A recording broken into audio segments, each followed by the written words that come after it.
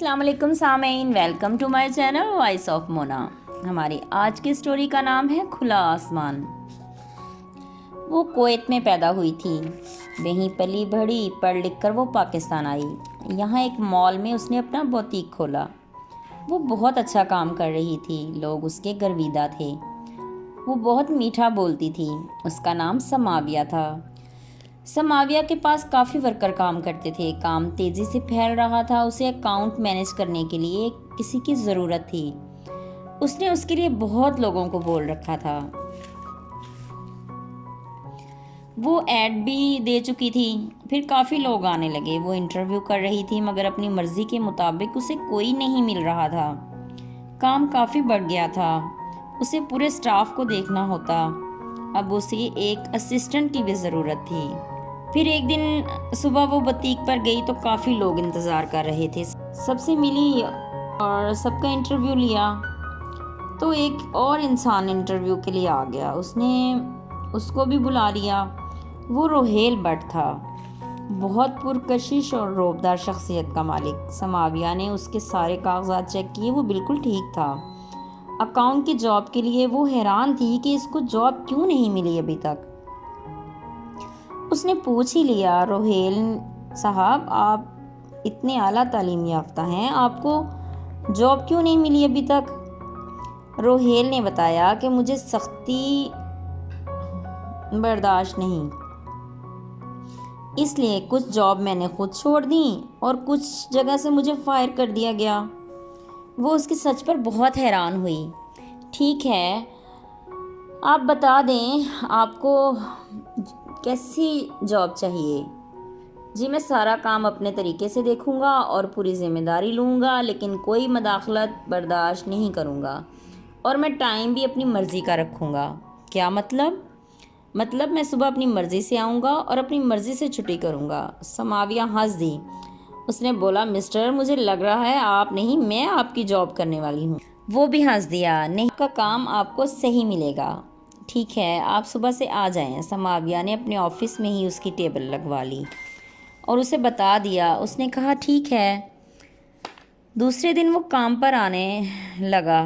ایک ہفتے میں ہی وہ سارا کام سمجھ گیا، بہت اچھے طریقے سے کام کرنے لگا۔ سماویہ نے کبھی اسے تنگ نہیں کیا تھا کیونکہ وہ کام صحیح کر رہا تھا۔ سماویہ بھی اس کا خیال رکھتی۔ ایک ماہ گزر گیا تھا۔ سماویہ نے اس کی سیلری اس کو ٹائم پر دے دی۔ وہ کام اور توجہ سے کرنے لگا۔ سماویہ کی طبیعت خراب ہو گئی۔ ایک دن وہ ایک ویک پورا نہیں آ سکی۔ سب کچھ روہیل نے سنبھال رکھا تھا۔ سماویہ کا کام بھی وہ خود کر رہا تھا۔ سماویہ ٹھیک ہو کر آئی تو اس نے اس کا شکریہ ادا کیا اور ایک ویک کی سیلری بھی اس کو ڈبل دی۔ ایک دن وہ گھر سے کھانا لے کے آیا اور اس نے سماویہ کو ساتھ کھانے کی دعوت بھی دی۔ انہوں نے اکٹھا کھانا کھایا۔ کھانا بہت ٹیسٹی تھا۔ روہیل یہ کھانا کس نے بنایا ہے؟ میں نے خود بنایا ہے، اپنے ہاتھوں سے۔ کیا؟ وہ چونک گئی۔ جی میڈم، میرے گھر میں کوئی عورت نہیں ہے۔ So sorry. کوئی بات نہیں، اصل میں اکیلا رہتا ہوں۔ والدین کا انتقال ہو گیا ہے ایک ایکسیڈنٹ میں، اور 2 بھائی ملک سے باہر ہیں، اس لیے میں اپنے سارے کام خود کرتا ہوں، نوکر نہیں رکھا میں نے۔ سماویہ اس کو دیکھے جا رہی تھی۔ پتہ نہیں کتنا درد بھرا تھا اس انسان کے اندر۔ اس نے ایک دم سماویہ کو دیکھا تو سماویہ بوکھلا گئی۔ وہ ہنس دیا۔ پھر اکثر وہ کھانا لاتا اور دونوں اکٹھے کھاتے۔ وہ بھی سماویہ کا خیال رکھنے لگا تھا۔ پتہ ہی نہیں چلا کب دونوں کے دل میں محبت پیدا ہو گئی۔ لیکن روہیل ضدی تھا۔ وہ خود ہی سماویہ سے روٹھ جاتا اور خود ہی مان جاتا۔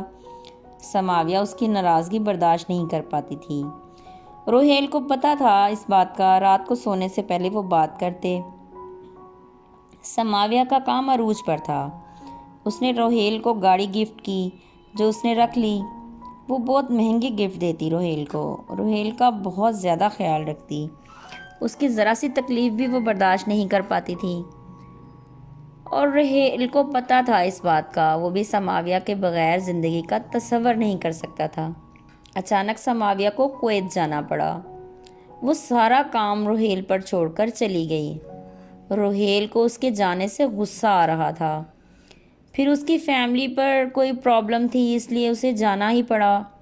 وہ رحیل سے مسلسل رابطے میں ہی تھی، پر وہ دونوں ہی کھانا بھی نہیں کھا پا رہے تھے ایک دوسرے کے بغیر۔